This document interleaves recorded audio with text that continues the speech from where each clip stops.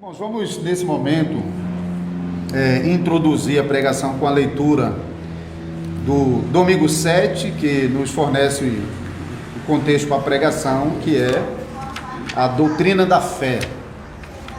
Então, aqui nós, quando estamos nas aulas de catecismo, com os catecúmenos, nós sempre identificamos o domingo 7 como um daqueles domingos que nós devemos colocar mais detidamente a nossa atenção, porque nós temos aqui uma definição de fé que é usada em todo o catecismo e que é de acordo com a palavra de Deus. Então, no domingo 7, pergunta e resposta 20, nós lemos: então, todos os homens são salvos por Cristo, exatamente como eles pereceram por meio de Adão?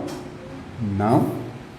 Só são salvos os que, pela verdadeira fé, são enxertados em Cristo e aceitam todos os seus benefícios. Vocês não vão se lembrar, mas no ano passado, quando nós ouvimos a pregação do domingo 7, eu foquei nesse aspecto do nosso enxerto em Cristo e usei João capítulo 15 para falar sobre isso. Hoje nós vamos falar um pouco mais sobre aspectos da fé mesmo.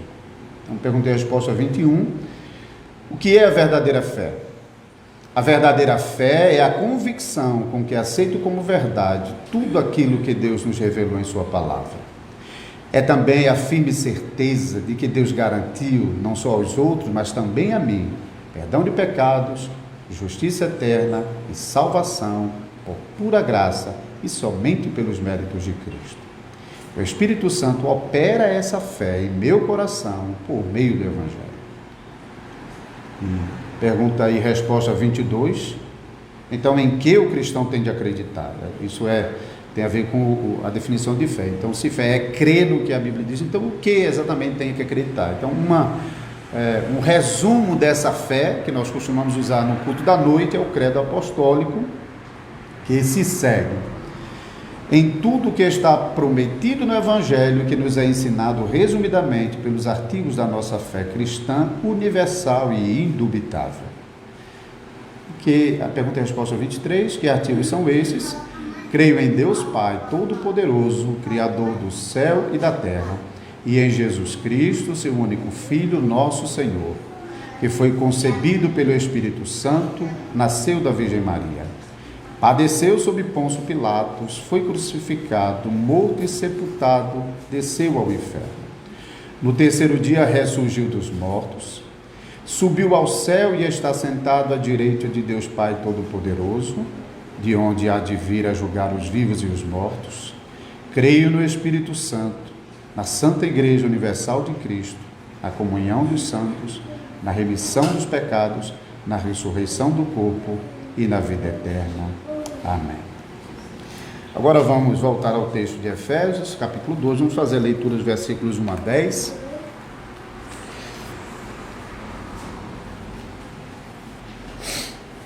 Assim diz a palavra do Senhor: Ele vos deu vida, estando vós mortos nos vossos delitos e pecados, nos quais andastes outrora, segundo o curso deste mundo, segundo o príncipe da potestade do ar, do Espírito que agora atua nos filhos da desobediência, entre os quais também todos nós andamos outrora, segundo as inclinações da nossa carne, fazendo a vontade da carne e dos pensamentos, e éramos por natureza filhos da ira, como também os demais.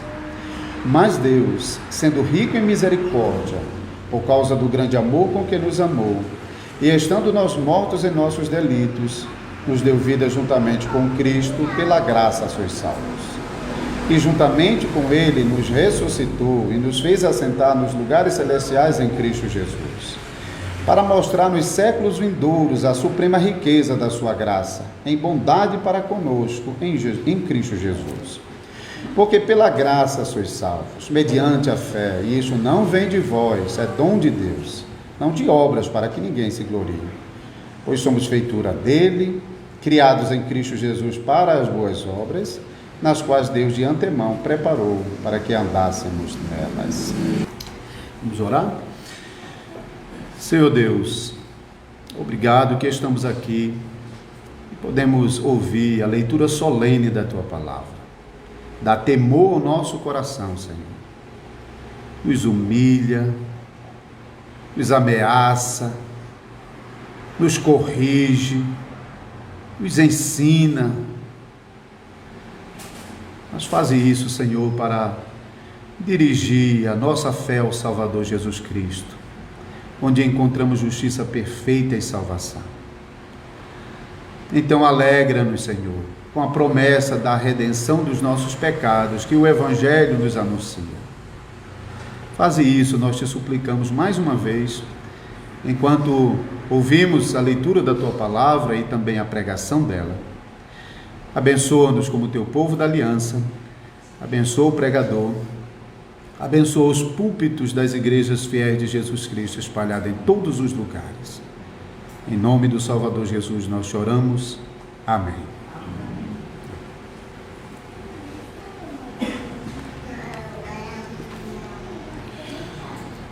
Amada congregação do Senhor Jesus Cristo, também visitantes que estão entre nós, só alcançam salvação aqueles que recebem verdadeira fé. Essa é a afirmação que nós lemos a partir de Efésios capítulo 2, versículo 8, e também é assim que o catecismo está ensinando. O catecismo, inclusive, oferece uma boa definição da natureza da fé, na pergunta e resposta 21, e esse adjetivo acrescentado nessa pergunta é bem importante. Por quê? Porque nós sabemos que qualquer pessoa lá fora fala sobre fé. Todo mundo fala sobre fé. Todo mundo diz que tem fé. Mas então, é preciso qualificar a verdadeira fé. Então, o catecismo, resumindo a palavra de Deus quanto à fé, ensina que a fé é crer em tudo aquilo que a palavra de Deus diz. Não é o que alguém disse, não é o que eu penso, mas é o que a palavra de Deus diz. E não é em crer em alguma coisa que a palavra de Deus ensina, mas é em toda a palavra de Deus. Isso é verdadeira fé. E é com esse conceito de fé, então, que nós avançamos para falar um pouco mais sobre a salvação pela fé. Então, na pregação de hoje, a gente vai considerar melhor esse significado de fé. E vamos fazer isso examinando o versículo 8. Nós fizemos a leitura do versículo 1 a 10, mas eu realmente quero focar aqui no versículo 8, e vamos lê-lo mais uma vez. Porque pela graça sois salvos, mediante a fé, e isso não vem de vós, é dom de Deus. Então, nesse único texto aqui, a gente pode realmente destacar vários aspectos e que podem ser tratados separadamente, com pregações expondo cada um desses aspectos da salvação. O versículo começa dizendo que a salvação é pela graça, ou seja, não merecíamos salvação, não recebemos salvação como recompensa.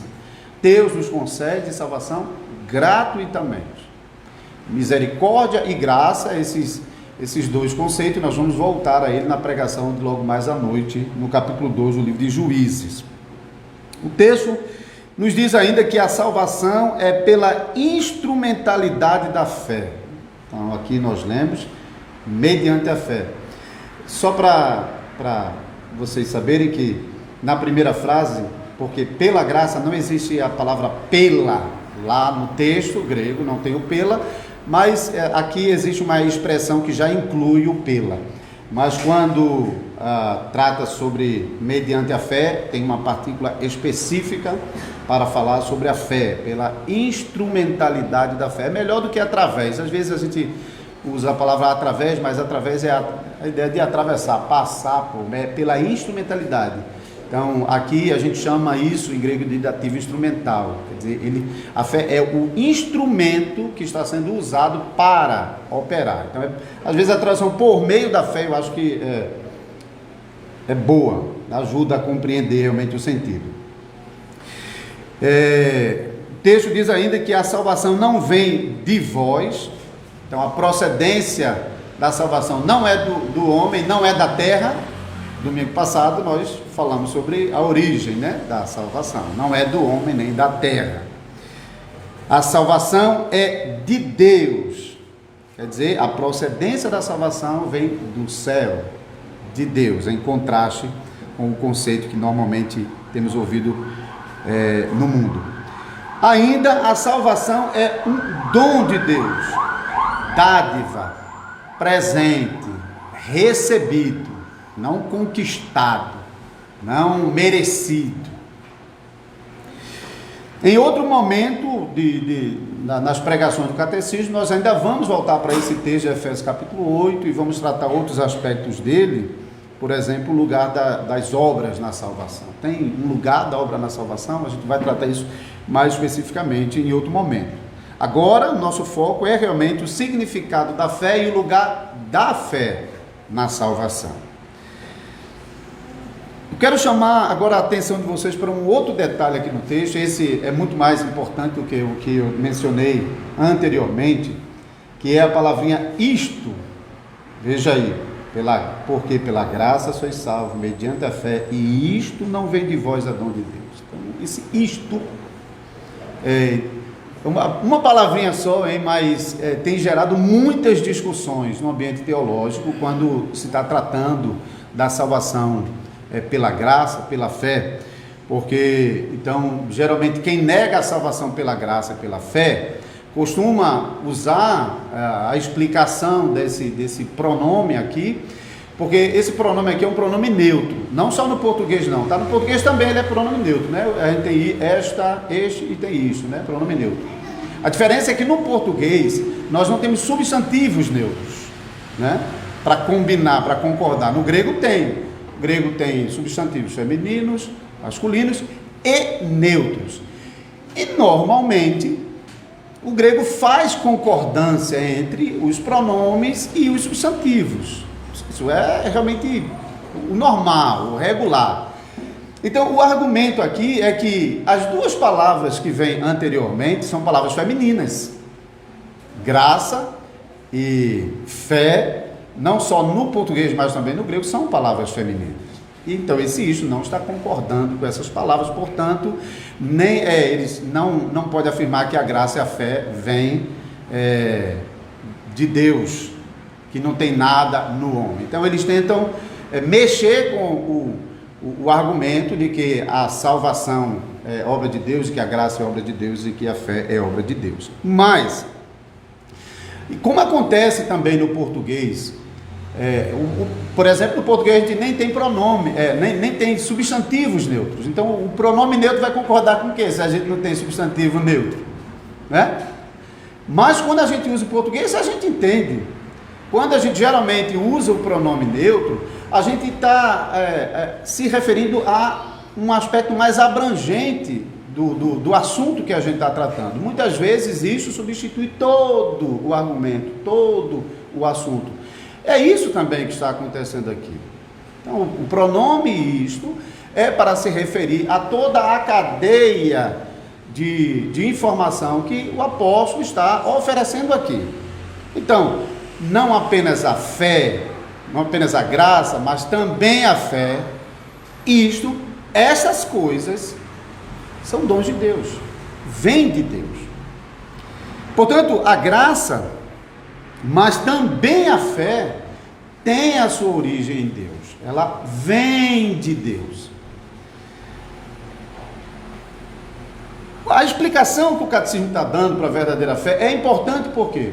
Porque quando nós fazemos uma afirmação como essa, nós não fazemos com base apenas no que está escrito nesse versículo. Nós realmente, historicamente, não apenas os reformadores, mas muito mesmo antes deles, os pais da igreja, eles, para explicar certas doutrinas, além da exegese do texto, da explicação do texto, de extrair diretamente do texto, eles faziam aquilo que eles chamavam de analogia da Escritura, ou seja, comparar com o restante da Escritura.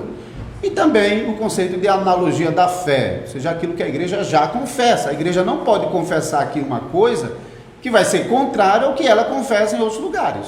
Não pode. Então, a analogia da fé também.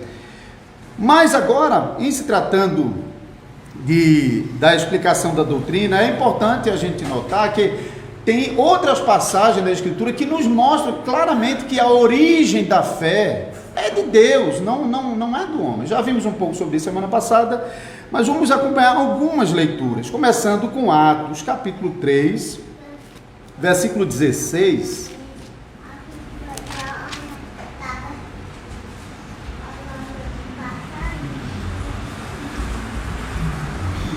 Nós lemos que pela fé em nome de Jesus é que esse mesmo nome fortaleceu a este homem que agora vedes e reconheceis. Sim, a fé que vem por meio de Jesus. Então, já na primeira parte mostra que a fé está diretamente ligada ao nome de Jesus, que opera, não é a fé que opera. Mas isso fica ainda mais claro na segunda parte, quando diz que a fé vem.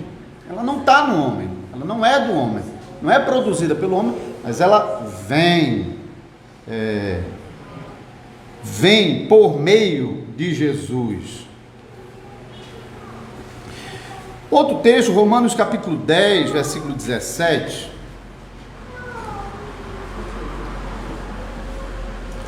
Nós lemos, e assim a fé vem pela pregação.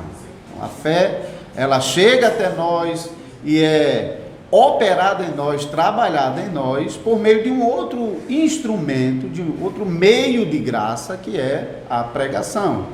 A pregação é a leitura da palavra de Deus com o entendimento dela. Ainda Filipenses capítulo 1, versículo 29.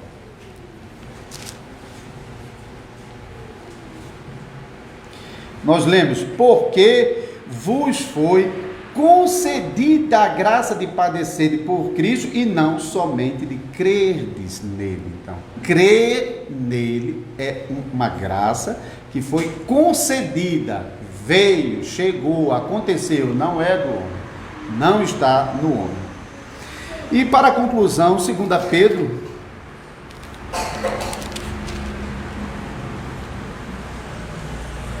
1, o primeiro versículo diz assim: Simão Pedro, servo e apóstolo de Jesus Cristo, aos que conosco obtiveram a fé, igualmente preciosa na justiça do nosso Deus e Salvador Jesus Cristo. Aqui é interessante porque fé pode parecer assim, tipo, a gente geralmente em português usa isso como uma coisa assim, fé é acreditar aquilo, mas é fé por meio daquilo, aqui mais uma vez. Então, aos que conosco obtiveram a fé igualmente preciosa por meio da justiça do nosso Deus e Salvador Jesus Cristo. Mais uma vez, fé recebida, veio, obtivemos, não temos, não conquistamos, não produzimos. Então, fé é um dom de Deus.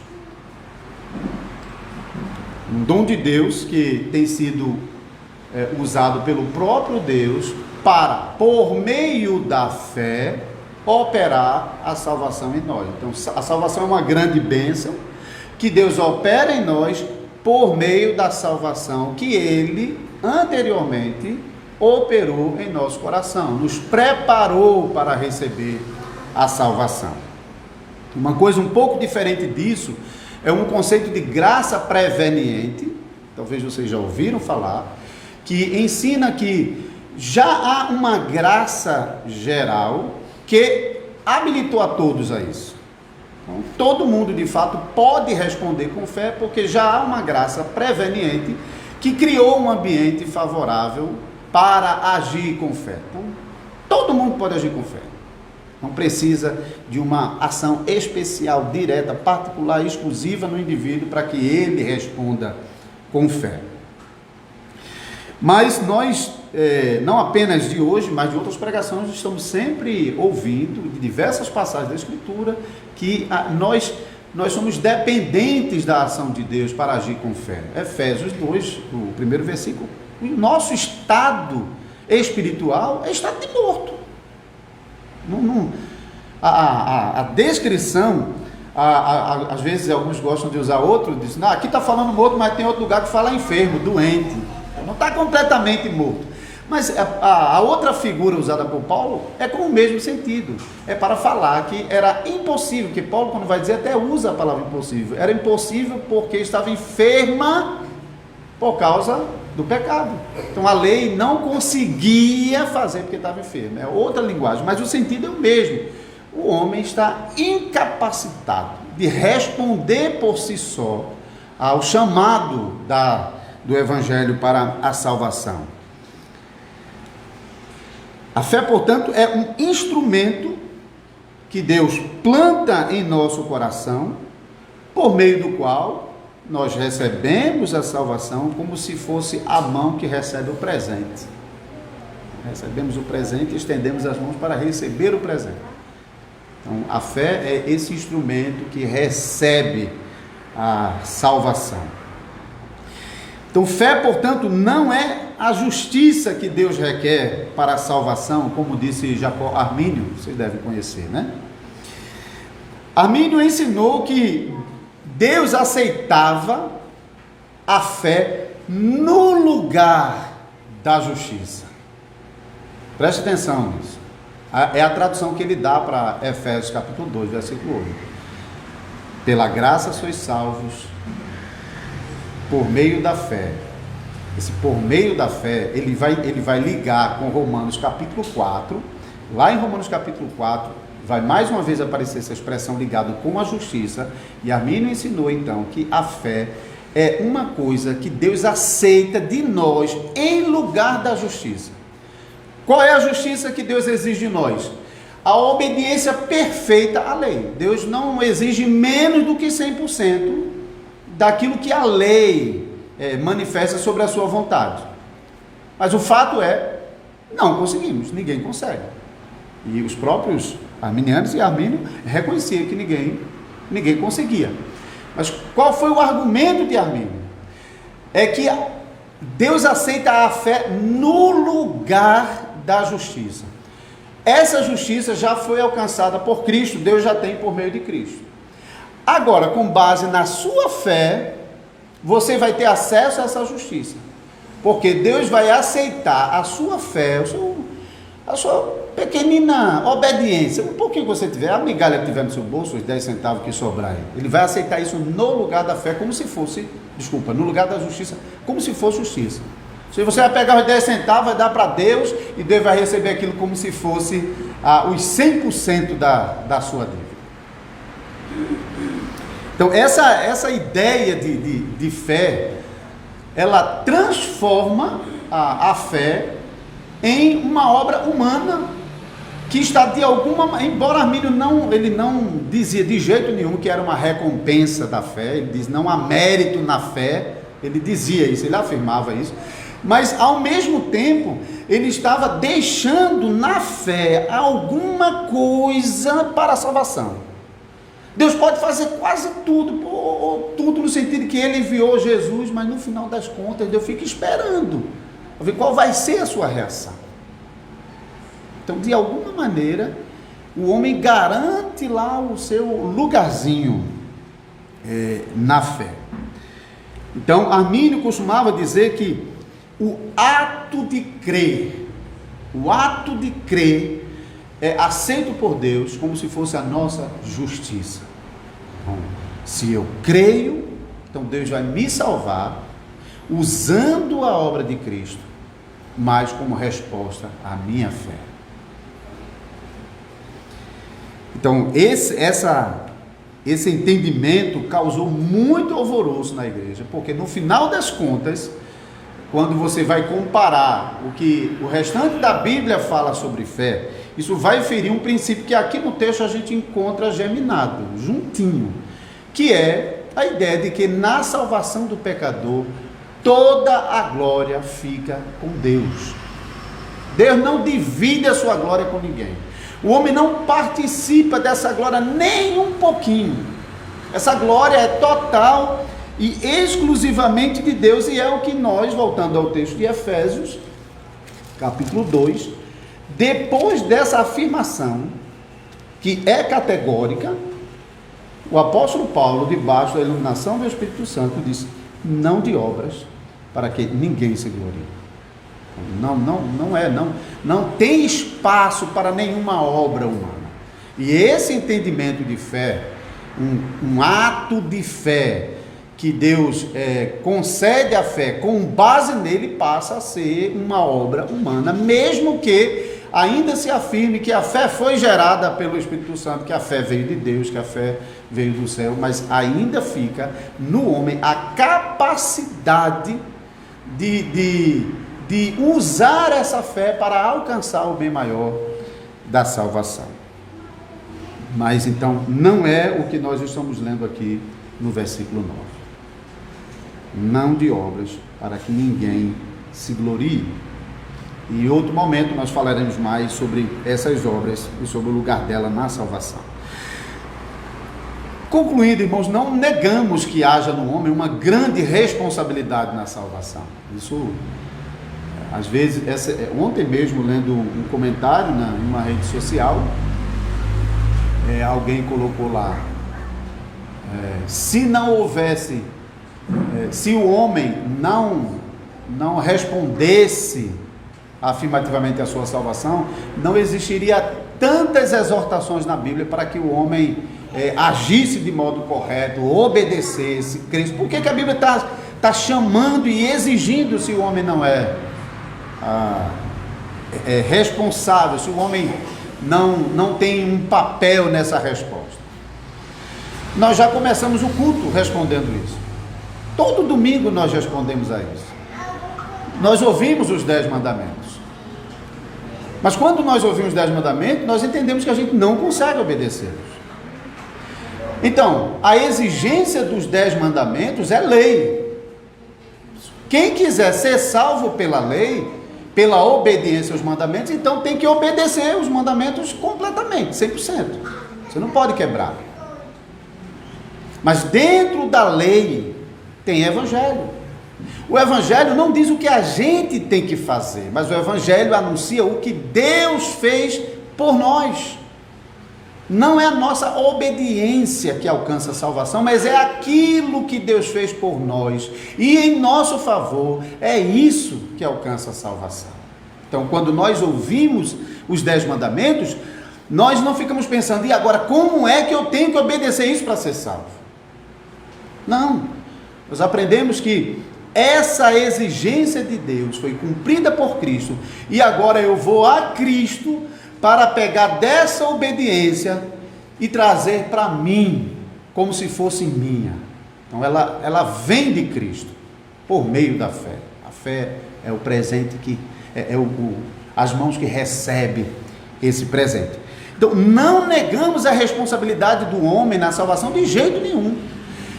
Todo pecador que está ouvindo, arrependa-se, pecador, senão você vai para o inferno, ele tem a responsabilidade de dar crédito a essa palavra, se arrepender, se humilhar e buscar a Deus. Não negamos de jeito nenhum isso.